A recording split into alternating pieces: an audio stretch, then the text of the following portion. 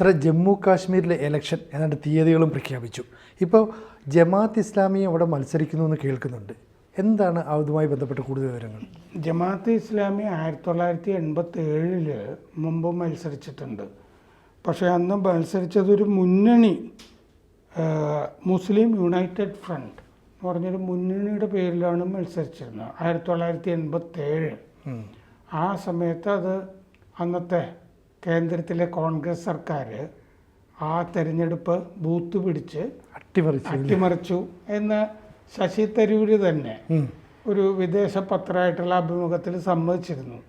അത് മോശമായിപ്പോയി, അങ്ങനെ അട്ടിമറിച്ചത്, അങ്ങനെ ഞങ്ങൾക്ക് ചെയ്യേണ്ടി വന്നു. കാരണം ജമാഅത്തെ ഇസ്ലാമി അധികാരത്തിൽ വരാതിരിക്കാൻ വേണ്ടിയാണ് ചെയ്തത്. ഇപ്പോൾ ജമാഅത്തെ ഇസ്ലാമി നിരോധിക്കപ്പെട്ടിരിക്കുകയാണ് അവിടെ.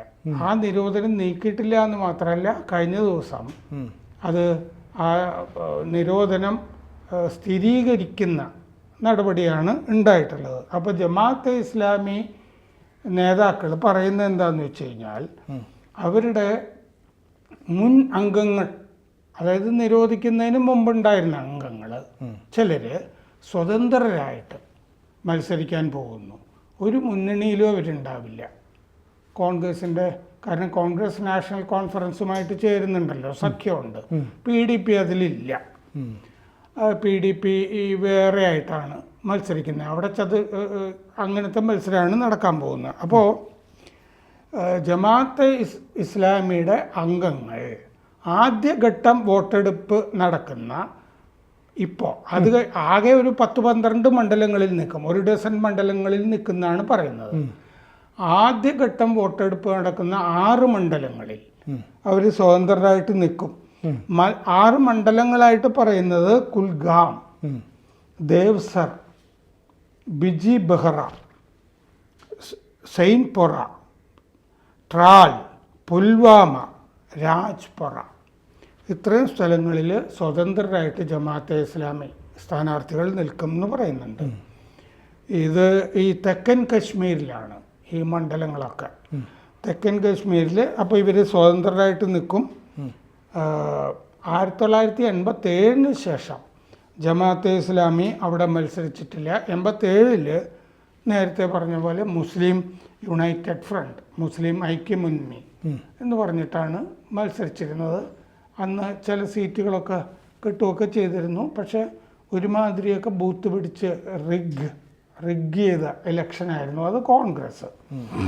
അപ്പോൾ ഇതിൻ്റെ കൂടെ ആണിപ്പോൾ കഴിഞ്ഞ ദിവസങ്ങളിലും ഈ അക്രമ സംഭവങ്ങളിൽ വലിയ ശമനമൊന്നും ഉണ്ടായിട്ടില്ല. കാരണം പാകിസ്ഥാനിൽ നിന്ന് LOC നിയന്ത്രണ രേഖയ്ക്ക് അപ്പുറം നിന്നുള്ള നുഴഞ്ഞു കയറ്റവും അക്രമമൊക്കെ നടക്കുന്നതിനെ പറ്റി വരുന്ന റിപ്പോർട്ടുകളിലുള്ള വ്യത്യാസം എന്താണെന്ന് വെച്ചാൽ, വളരെ ആധുനികമായ സംവിധാനങ്ങളോട് കൂടിയിട്ടാണ് ഈ ഭീകരന്മാർ നമ്മുടെ CRPF ഭടന്മാർക്കും നമ്മുടെ സേനയ്ക്കുമൊക്കെ എതിരെ ആക്രമണങ്ങൾ നടത്തുന്നത് എന്നുള്ള വിവരങ്ങളാണ് പുറത്ത് വന്നുകൊണ്ടിരിക്കുന്നത്.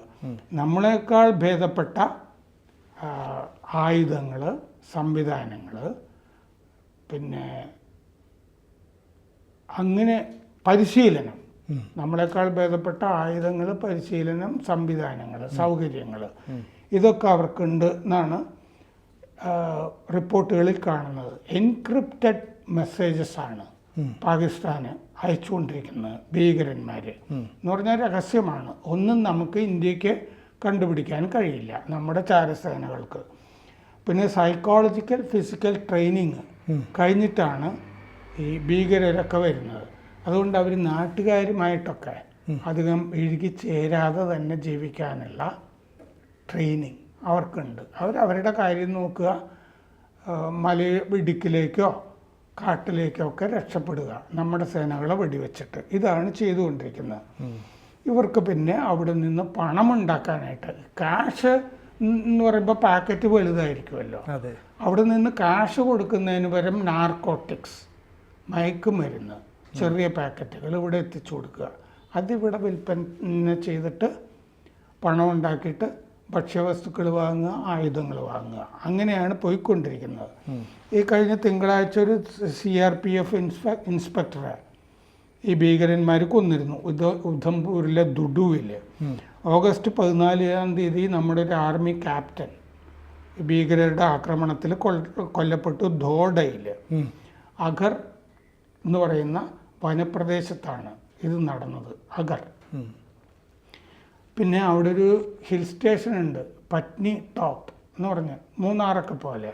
അതിനോട് അടുത്ത് കിടക്കുന്ന വനപ്രദേശമാണ് ഇത്. അപ്പോൾ അൾട്രാ സെറ്റ് എന്ന് പറഞ്ഞ സെറ്റുകളാണ് ഇപ്പോൾ ഭീകരർ ഉപയോഗിക്കുന്നതെന്നാണ് നമ്മൾക്ക് ഉള്ള വിവരം. അതെന്താന്ന് വെച്ചാൽ ഒരു ബേസിക് റേഡിയോ സെറ്റ് മൊബൈൽ, സിമ്മില്ലാത്ത മൊബൈലിലേക്ക് കണക്ട് ചെയ്യുക. സിമ്മുണ്ടെങ്കിലല്ലേ ഇതിൻ്റെ സിഗ്നലുകളൊക്കെ കിട്ടുള്ളൂ. സിമ്മില്ലാത്ത മൊബൈലിലേക്ക് സാധാരണ ബേസിക് റേഡിയോ സെറ്റ് കണക്ട് ചെയ്യുക. എന്നിട്ട് LOCക്ക് അപ്പുറം ഈ മൊബൈലിൽ നിന്ന് ഈ മൊബൈലിലൊരു മൾട്ടിമീഡിയ സംവിധാനം ഇൻസ്റ്റാൾ ചെയ്തിരിക്കും. എന്നിട്ട് അപ്പുറത്തേക്ക് പാകിസ്ഥാനിലേക്ക് സന്ദേശങ്ങൾ അയക്കുക. അപ്പോൾ ഇവിടെ എടുക്കാനായിട്ട് പറ്റില്ല അത്. എന്നിട്ട് ഈ വയർലെസ് വഴി റേഡിയോ സെറ്റ് പ്രവർത്തിപ്പിച്ചിട്ട് അപ്പുറത്തേക്ക് മെസ്സേജ് അയക്കുക. ഇതാണ് ചെയ്തുകൊണ്ടിരിക്കുന്നത്. അത് ആദ്യം തന്നെ മെസ്സേജ് എൻക്രിപ്റ്റഡ് ആയിരിക്കും. അത് അൾട്രാ ഹൈ ഫ്രീക്വൻസിയിലാണ് ട്രാൻസ്മിഷനൊക്കെ നടക്കുന്നത്. അപ്പോൾ ഭീകരർ ആക്രമണ സമയത്ത് ഈ സിസ്റ്റം ഉണ്ടല്ലോ, മെസ്സേജിങ് സിസ്റ്റം, സന്ദേശം അയക്കുന്ന സംവിധാനം, ആക്രമണം നടത്തുമ്പോൾ ഈ ഭീകരർ തമ്മിൽ ഇത് ഉപയോഗിക്കുന്ന പ്രശ്നമേ ഇല്ല. അതിർത്തിക്കപ്പുറത്തേക്ക് മെസ്സേജ് അയക്കാൻ മാത്രമേ ഉപയോഗിക്കുള്ളൂ. ഇവിടെ രണ്ട് ഭീകരന്മാർ തമ്മിൽ സന്ദേശമൊന്നും ഇല്ല. അതാണ് അവരുടെ സിസ്റ്റം. അപ്പോൾ അങ്ങോട്ടൊരു മെസ്സേജ് അയച്ചു കഴിഞ്ഞാൽ ഉടനെ ഈ റേഡിയോ സെറ്റ് ഓഫ് ചെയ്യും. അപ്പോൾ അതുകൊണ്ട് അത് കണ്ടുപിടിക്കാനൊന്നും പറ്റില്ല. നാട്ടുകാരുമായിട്ട് ബന്ധമില്ല. മലയും കാടും ഉള്ള, ഇതിപ്പോൾ പീർ പഞ്ചലിന് തെക്കുള്ള പ്രദേശമാണ്. പീർ പഞ്ചൽ മലനിരയ്ക്ക് തെക്കുള്ള പ്രദേശത്താണ് ഈ ആക്രമണങ്ങളൊക്കെ നടക്കുന്നത്. മലയും കാടും ഒക്കെ നിറഞ്ഞ പ്രദേശമാണ് അത്. പിന്നെ ഇവർക്ക് US-ൻ്റെ, അമേരിക്കയുടെ M4 റൈഫിൾസ് അത്യാധുനികമാണ്. അമേരിക്കയുടെ M4 റൈഫിൾസ് ഇവരുടെ കയ്യിലുണ്ട്. അതിന് രാത്രി നൈറ്റ് വിഷൻ, രാത്രി കാണാം, വെളിച്ചവും ഒക്കെ അതിൽ ഘടിപ്പിച്ചിട്ടുണ്ട്. വലിയ റേഞ്ച് ഉണ്ട് അതിന്. പിന്നെ അതുവഴി തന്നെ അതിലുള്ള വിഷൻ, ടെലസ്കോപ്പിക് വിഷൻ കൊണ്ട് തന്നെ സേനകളെ അവർക്ക് ആദ്യമേ കണ്ടെത്താം.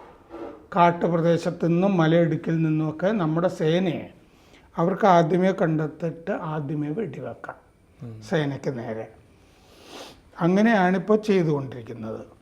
അപ്പോൾ പണത്തേക്കാൾ എളുപ്പം ആയതുകൊണ്ട് ഈ നാർക്കോട്ടിക്സ് അയച്ചു കൊടുക്കുന്നുണ്ട്.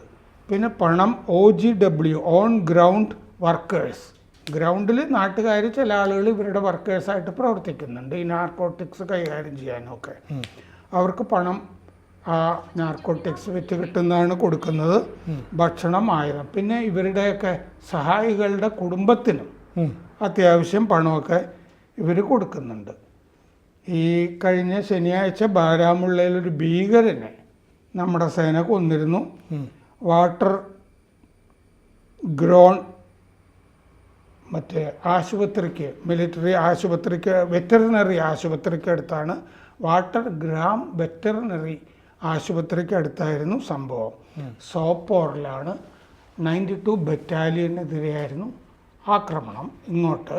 പക്ഷെ തിരിച്ച് നമ്മളങ്ങോട്ട് വെടിവെച്ച് ഒരു ഭീകരനെ കൊന്നതായിട്ടും വിവരമുണ്ട്. ഇതൊന്നും ഇപ്പോൾ ശമിക്കുന്നില്ല. തെരഞ്ഞെടുപ്പാകുമ്പോൾ ചിലപ്പോൾ കൂടുതൽ അക്രമങ്ങളുണ്ടാവും എന്നും കരുതുന്നുണ്ട്. ഇപ്പോൾ ഈ ജമ്മു കാശ്മീരിൽ തെരഞ്ഞെടുപ്പ് നടത്താതിരിക്കാൻ വേണ്ടിയിട്ടല്ലേ ഇടക്കാലത്ത് ഈ ഭീകരരുടെ ഒരു രംഗപ്രവേശവും ആക്രമണമൊക്കെ ആണ്.